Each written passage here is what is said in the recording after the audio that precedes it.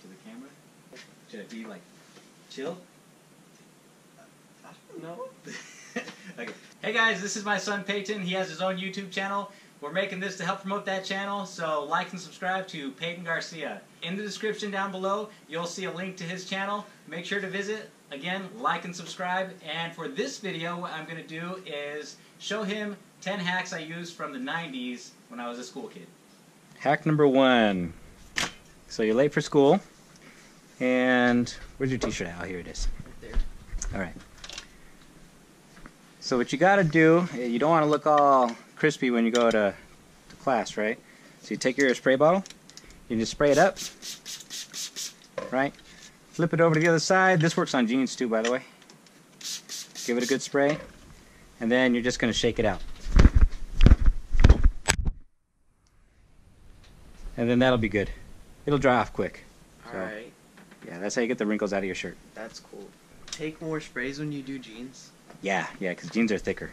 Oh, this is a good one. You've heard of this one before, but I'm going to need to get a wire coat hanger. Let me get a wire coat hanger. When you're in class, or when you're going to class, and you have multiple spiral notebooks, right? Yeah. What you can do is take a piece of coat hanger, right? You got to roll it over or file the edge because it's going to be really sharp. But you can take your notebooks and you can put them together, and you crease these spirals together, and then you just feed the wire through. I didn't know that. That's cool.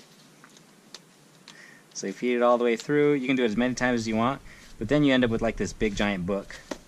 And so you can take as many as you want, of course, line them up, and then you can have a 6-subject notebook if you want.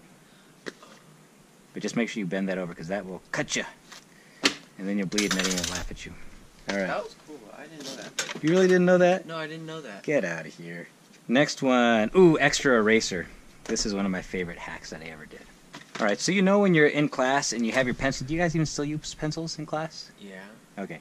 So you're erasing your pencil and you're erasing, and then your pencil gets so low on the eraser that it looks like this.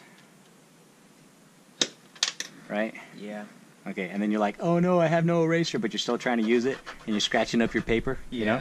Okay, so here's what you do. You have to do it on a hard surface, but you just push down on the pencil, and you roll it, right?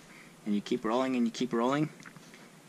And if you do it hard enough, right, you can actually squeeze out just a little bit more eraser. I don't know if I can do it on this one. Oh, I covered it up. Dang it. But if you didn't cut it off with a razor blade, it would squeeze the eraser together, and then it just pops out just a little bit more, and then you can use it that much more. That's pretty awesome. Yeah. Okay, when we were back in school, we were required to put covers on our books, and so we had to go to the library and get these, like, Say No to Drugs covers, and then people would color them, people would put stickers on them, but here's what I'd like to do. What you have to do is open the book and then make this thing this long. This one's too long, so I'm going to tear some of it off. You'd make it nice and neat though, right? And I'm going to fold this down at my guiding lines. There's one right there. If this was your actual school book, then you'd want to make it nice and perfect so that nobody laughs at you. You take one cover and you put it in like this. Are you watching? Yeah. Are you paying attention? Yeah. Okay. There you go. So there's one side. But when I did it, I used to like to make this edge go all the way up in there. That way I could put like my half-done assignments in there. But the cool thing is, once you have a paper cover like this, you can take any stickers you want. I like to take duct tape, and then I cover my entire book with duct tape. Oh. And then people will be like, oh, see, I actually got duct tape on. You want to make the paper long enough so you're not actually touching the book. Yeah.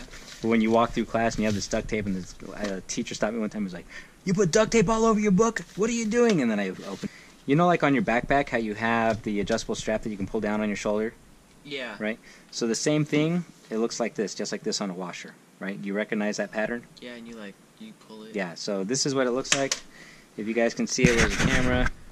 It looks just like that. You'd pull it. Well, you'd set up these washers on the inside of your shoes. It's the same exact pattern that you have on your backpack. Right? Right? Just like that? Yeah. And then you cut this off, this part of your shoelace. Snip, snip. And then your shoes never come untied, but they're like slippers now. Oh, I might actually use that because I don't really like tying my shoes. That's my favorite one so far. Alright, hold on, we have more. So this is a good example right here. Right, we have a backpack and the zippers go real low. Right, like this one. And it falls open. All you do is you take a paper clip, right? And you'll snip it just like this. And so you're making zipper stops. All you do is you take your paper clip and you push it through on both sides. On this right here, all we do is bend it with some pliers. I don't have pliers, and we'd make it a lot prettier if we were actually doing this for long term, right? Mm-hmm. But now when you open up your backpack, it just stops it? It stops it. Alright, so here's a regular pen. Okay, I used to do this all the time in class. Let's see if you can do this. Okay, so what I would do is I'd break off the edge of the pen, just like that. You take it, and you put your thumb on it, right? And you put it up to your lips like a flute. That's loud. Yeah, and you do that just in class. Try it. See if you can do it. Just put it right up to the edge of your lip. Like that? Not so high up. A little bit. Yeah, right there. There you go. I feel like Zelda playing the flute. This is probably the most dangerous one. So, beware. I'm going to fold it in half. And I'm basically making this big wire. I'm going to take my batteries. These are just 2 AA batteries. And I'm going to tape them together. So I have the positive on one side and the negative on the other side, right? I'm going to take this right here. And I'm just going to tape it together. When I'm cold, I'll stick this in my pocket. And I would just short the batteries out, right? Oh.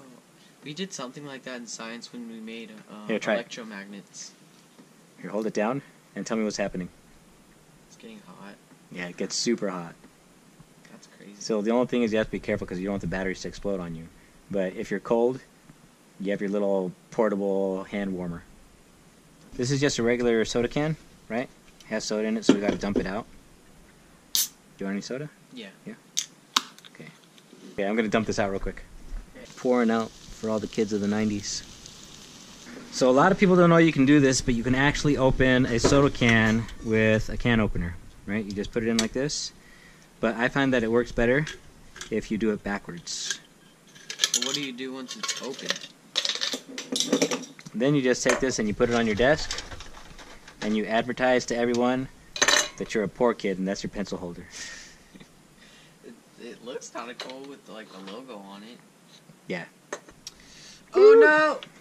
Oh no, everyone sees only this drop of oil. They don't see my personality. So when you get oil on you, this works best on a gray shirt, right? Yeah. You get yourself some baby powder, and you put it on there, right?